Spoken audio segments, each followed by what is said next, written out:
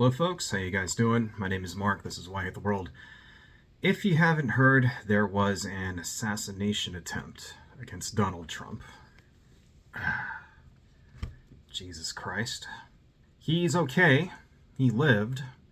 That still does not undo the damage that has been done by this act of political violence. Trump was already pretty much ahead in all the swing states. It looked like he was going to win anyway. This event has markedly increased his chances of winning the election. This assassin tried to shoot Trump and instead most likely just murdered American democracy. I don't know if you've seen the video. I'm not going to play it here, but it made Trump look like a hero. There's a photo of him. He's got blood on his face, and he's sitting there pumping his fist to the sky. You couldn't ask for a better campaign photo. You're going to be seeing that on t-shirts. You're going to be seeing that on memes, on flags, on bumper stickers. I mean, damn.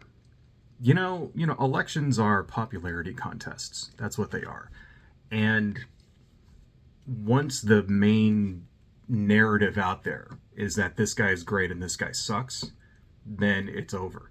And it doesn't matter that Donald Trump was quite possibly the worst president of all time. It doesn't matter that he had, 92 indictments, 34 convictions, that his ass should be in jail now. In fact, he was on his way to going to prison until the Supreme Court stepped in and basically turned all presidents into kings.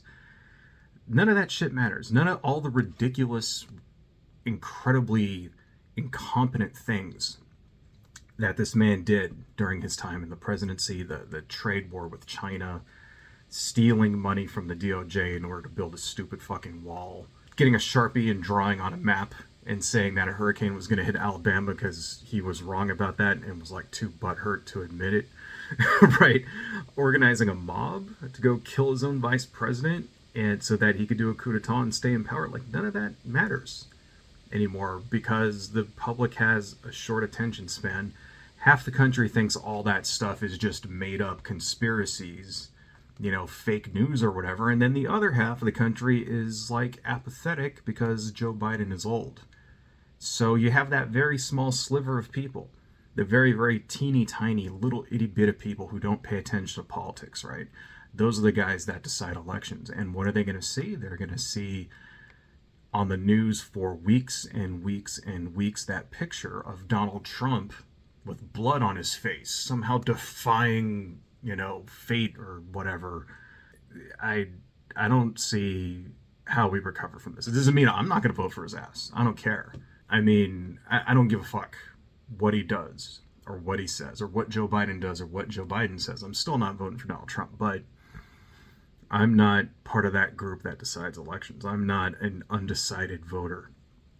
I really think that this might spell the end. This might spell the end of democracy. Once Donald Trump gets in there, you guys have seen what's coming with fucking Project 2025 and all of that shit, and just Donald Trump himself saying that, oh, I'm gonna be a dictator on day one. His entire second term, he's already said this, is going to be all about him getting revenge on his political enemies.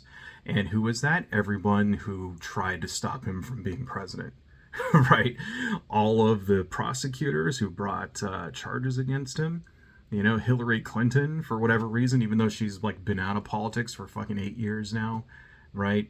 Joe Biden and his entire family, right? All of those people, get ready for those people to be arrested now because the Supreme Court says that it's legal for him to do it. Get ready for the imperial presidency. I guess that's the best way to put it. I'm going to tell you guys a little story, right? It is tangentially related to this. I got kicked off of Reddit last October, and it was October 7th, and I made a post on BreadTube. And I basically said that violence is bad. This was right after the Palestinian attack on on Israel like a day after. And one of the mods on BreadTube kicked me out because he basically said, oh, what a, violence, because I said violence is bad. And he said back, that's pure bullshit, blah, blah, blah. Violence, political violence is effective. And I called him a name, and then he banned me because I called him a name, right? And then we've gone on to see, a year later, that quite possibly more than 100,000 Palestinians have been murdered in the backlash because of that act of political violence. That's why violence is bad. That's why violence is ineffective, right? Because it's counterproductive to your cause. Okay? There's always a backlash. Every single time. Even if you end up getting what you wanted, there's still a backlash, and you end up more often than not in a worse position than where you were before the violence. It's not a good thing. We're going to start seeing all kinds of stories about, how violence is bad and how Trump is a hero, and forget all the times out there where the actual Trump people engaged in political violence. Forget all of the instances we have on video of them beating people at their rallies, stuff like that. Forget that time. There was a time once back at the 2020, before that election, where the Biden campaign, like their caravan, a bunch of Trump people in trucks with like Trump flags and stuff, tried to run them off the road, right? Like, forget all of that stuff. Forget all the times that like Trump, conservatives and stuff would go and firebomb like, political offices of like Democrats. Forget all that shit. All that just got thrown right out the window, right? This guy, whoever this assassin was, has just painted a nice big like tag on the Democratic Party, basically saying that you guys are now the villains in this story, right? And here's the other thing. It doesn't even matter who this guy was.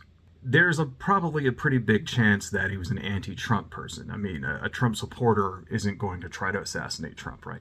But even if this shooter ends up being a crazy person, even if he ends up being a complete lunatic that doesn't have a clear political association, it doesn't matter. They will now basically blame it on Democrats, on liberals, right? On trans people, on progressives. It doesn't matter. He's going to be painted, whoever the fuck it is, will be smeared and painted like that, and that's what the narrative is going to be. I mean, it's absolutely ridiculous. And the other thing is, don't fall for conspiracy theories either. I'm already seeing them. I mean, at the time of this recording, it's been less than 3 hours after the assassination attempt. It's been less than 3 hours. I'm already seeing conspiracy theories fly around. I'm seeing theories that the Trump people staged it and all of this shit, and it's like, no, don't pay attention to that shit, okay? Like, I don't know. It's fucked up. Fucking, we live in interesting times, I guess. And now more than ever, if you are interested in preserving democracy, now is the time to get out there and get active. Donate your money, donate your time, go out there, canvass against Donald Trump, all right? He just got a giant shot in the arm and giant injection of like energy into his campaign. He just got the best news he could possibly fucking get. And if you're not active, right? If you don't do something, if you're not active, he's gonna fucking win. And then you can kiss the United States goodbye. It just seems like this time around, like Donald Trump is the easiest person to defeat an election ever. He's got more baggage than you can imagine. He's a philanderer, cheats on his fucking wife. He's a goddamn criminal. He's a fucking scam artist. He had one term as president and completely fucked everything up. And then he tried to do a fucking coup on the country. And he's gonna win. It blows me away. It absolutely fucking blows me away. I can't believe it. I can't believe just how everything that could go wrong this time in this round of this election season, everything that could possibly go wrong is going wrong. On the Democratic side, we can't even unite behind our candidate. Half of the fucking Democrats are pressuring Joe Biden to drop out because he had a bad debate performance. And on the Trump side, he's now become a fucking national hero. We're absolutely screwed. So, I don't know. Fucking vote. Vote, and if that doesn't work, I guess we're moving to Canada. Adios, folks. Hello folks, if you like what I do and you want to support the channel, please consider buying something from my Etsy shop, supporting me on Patreon, liking and subscribing, and checking me out across my social media links listed below. Thank you all so much, and see you next time.